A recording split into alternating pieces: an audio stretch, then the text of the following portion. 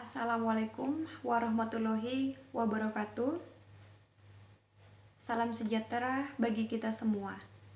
Yang saya hormati Bapak Sunarto, SE, MSI. Terima kasih atas kesempatan yang diberikan kepada saya. Perkenalkan, nama saya Nitalia Tangaran, Prodi Ekonomi Akuntansi Malam, semester 5. Di sini saya akan menjelaskan tentang tugas video mengenai kesimpulan ekonomi Islam syariah. Ekonomi Islam bertujuan agar terpenuhinya semua kebutuhan manusia dan merupakan ilmu pengetahuan sosial yang mempelajari masalah-masalah ekonomi rakyat yang diilhami oleh nilai-nilai Islam. Ekonomi syariah atau sistem ekonomi koperasi berbeda dari kapitalisme, sosialisme, maupun negara kesejahteraan atau welfare state. Adapun perbedaan ekonomi syariah dengan ekonomi konvensional. Ekonomi konvensional yang mengedepankan sistem bunga sebagai profitnya, berbeda dengan apa yang ditawarkan sistem ekonomi syariah dengan instrumen profitnya, yaitu sistem bagi hasil. Ciri khas ekonomi syariah.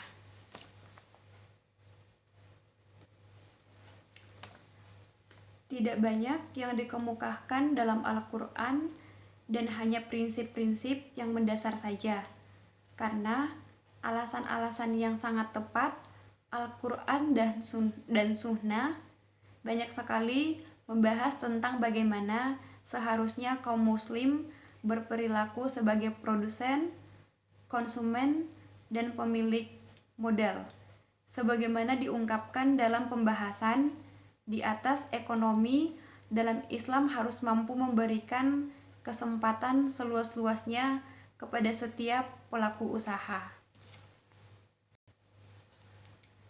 Selain itu, ekonomi syariah menekankan 4 sifat. Yang pertama, kesatuan atau unity. Yang kedua, keseimbangan atau equilibrium. Yang ketiga, kebebasan atau free will. Yang keempat, tanggung jawab atau responsibility.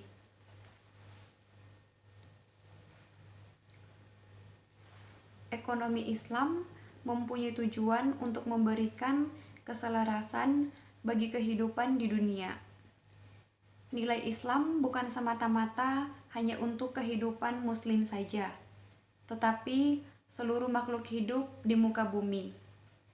Esensi proses ekonomi Islam adalah pemenuhan kebutuhan manusia yang berlandaskan nilai-nilai Islam guna mencapai tujuan agama atau falah. Perbankan syariah atau perbankan Islam adalah suatu sistem perbankan yang pelaksanaannya berdasarkan hukum Islam atau syariah. Pembentukan sistem ini berdasarkan adanya larangan dalam agama Islam untuk meminjamkan atau memungut pinjaman dengan mengenakan bunga pinjaman atau riba, serta larangan untuk berinvestasi pada usaha-usaha yang bersifat atau haram.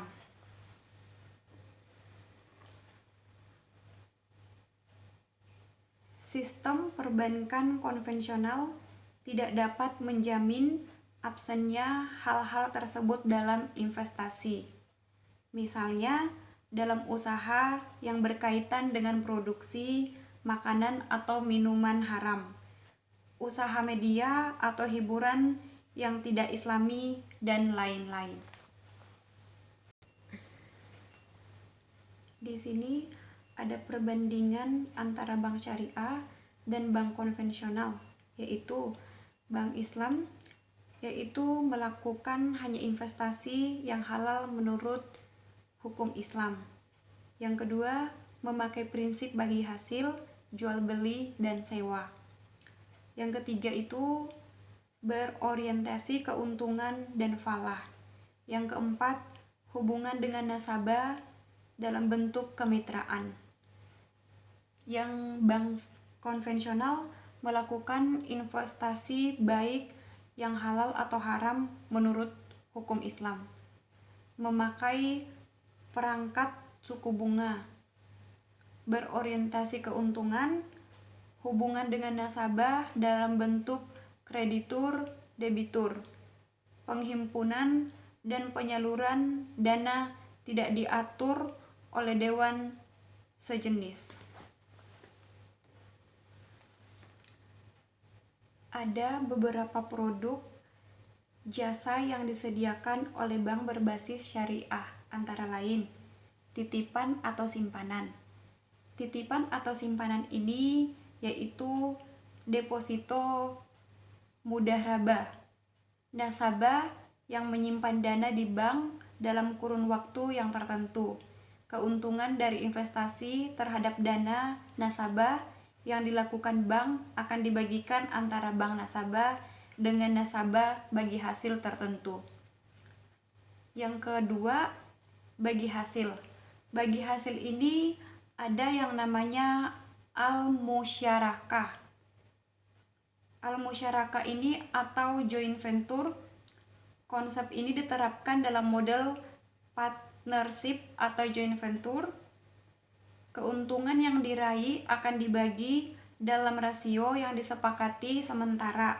Kerugian akan dibagikan berdasarkan rasio ekuitas yang dimiliki masing-masing pihak.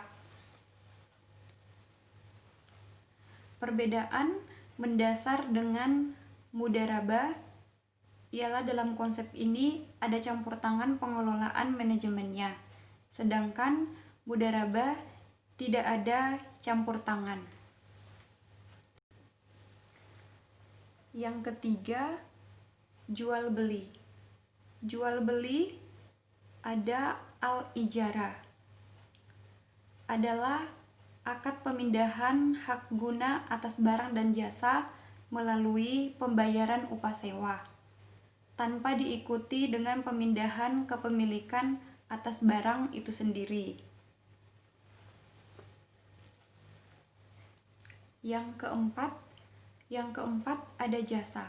Jasa al-wakalah adalah suatu akad pada transaksi perbankan syariah yang merupakan akad atau perwakilan yang sesuai dengan prinsip-prinsip yang diterapkan dalam syariat Islam. Al-kafalah adalah memberikan jaminan yang diberikan oleh penanggung kepada pihak ketiga untuk memenuhi